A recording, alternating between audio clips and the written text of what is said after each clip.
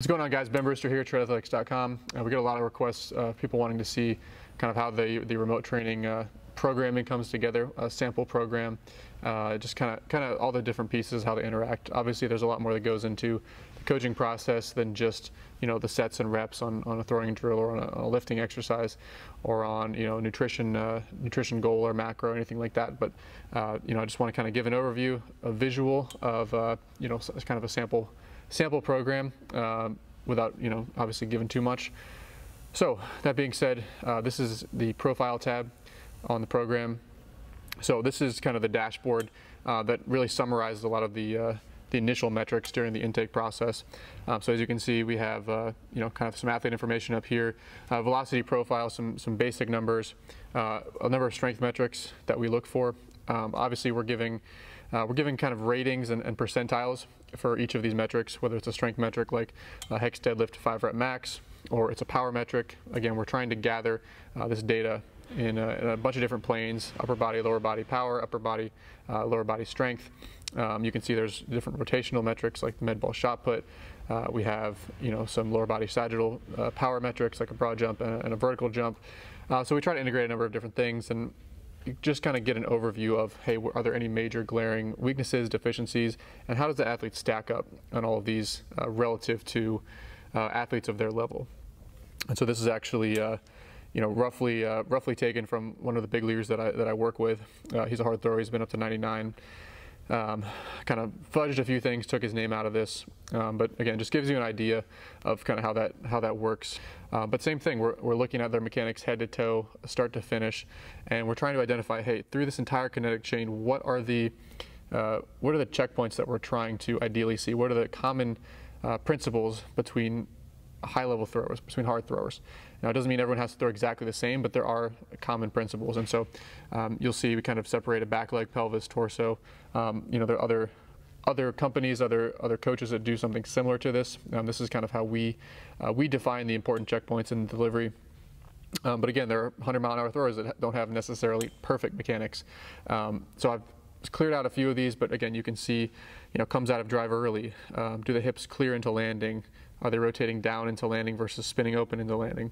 Does the arm slot match the plane of torso rotation? And so again, for each of these checkpoints, we're basically like a mechanic working on a car, checking again where are the energy leaks, where are the areas that are good, possible issues, and definite red flags that we might need to address moving forward. And then again, the beauty is being able to pair that movement assessment with the mechanical analysis. So we say, hey, maybe the hips aren't clearing into landing. We know that's an issue in terms of how he moves on the mound. We maybe don't know why that's happening, but let's pair that up with the movement screen and see, hey, is there something that he failed in his movement screen? Maybe a locked lumbar rotation test, for example, where he's limited in his thoracic rotation. He's also limited in his ability to kind of segment the hips from the shoulders in his pitching delivery. Maybe that's a mobility issue.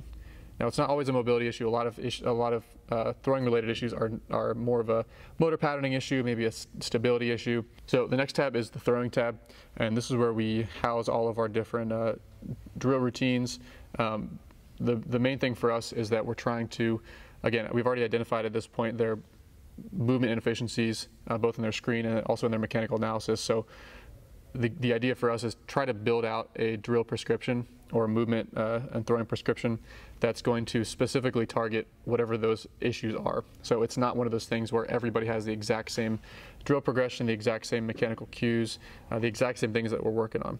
And so we'll actually pick from, over 40 or 50 different drills and drill variations and try to build out a specific progression for that guy to actually address whatever their issues are. Now, within each of these drills, obviously different variations, but also different cues. So no two guys are going to necessarily be working on the exact same things. One guy might have an arm timing issue, one guy might have a lower half issue, or a first move issue, or a back foot issue. So again, depending on what they're working on, it's going to look drastically different for a lot of guys in terms of kind of throwing preferences, which drills we work on. This has a plyo routines key over here, so depending on the intensity for that day, maybe they're doing a light day, a moderate day, right? We're familiar with that aspect of everything, but some guys don't throw plyos at all, right? Some guys are throwing weighted balls in catch play. Some guys aren't doing any weighted balls. It really does depend on the guy. You'll see in the pre-throwing warm-up, we also build this out for each individual guy. So one of the things I can highlight here is we use certain kind of pre-throwing feels drills. It's not just about getting blood flowing, tissue hydration, etc. That's obviously a part of a warm-up. But a big piece is, hey, can we accomplish the goals of the warm-up, but also do something that kind of improves patterning to some extent. So, depending on the guy, they might have, maybe a front leg, a lead leg block issue. And so we have certain kind of drill progressions that they can progress through and level up on in their warm-up as well. And so, again, we're trying to customize every piece to the extent that we can. Post-throwing recovery, pre-throwing warm-up, that's kind of how we build out this piece. And then again, just to give kind of a sample look at what a kind of a throwing routine would look like. This is not a complete throwing routine, just kind of a week of 4 different possible phases that a guy might be in, whether that's the first week of an on-ramp or he's in more of a mound transition phase. Towards the end of it, we're building him up, from long toss, pull downs into flat ground work and kind of getting him accustomed to the mound over that course of that kind of transition month to, hey, maybe I've got a scout day or a tryout on a Friday. What do we need to do building up to that day to be peaked and fresh and ready to go on that specific day to, hey, I'm in season, I'm a starter on a 5-day rotation. What does that schedule look like? And so everything's periodized, everything is adjusted throughout the course of the off season, preseason, in season, depending on what they need.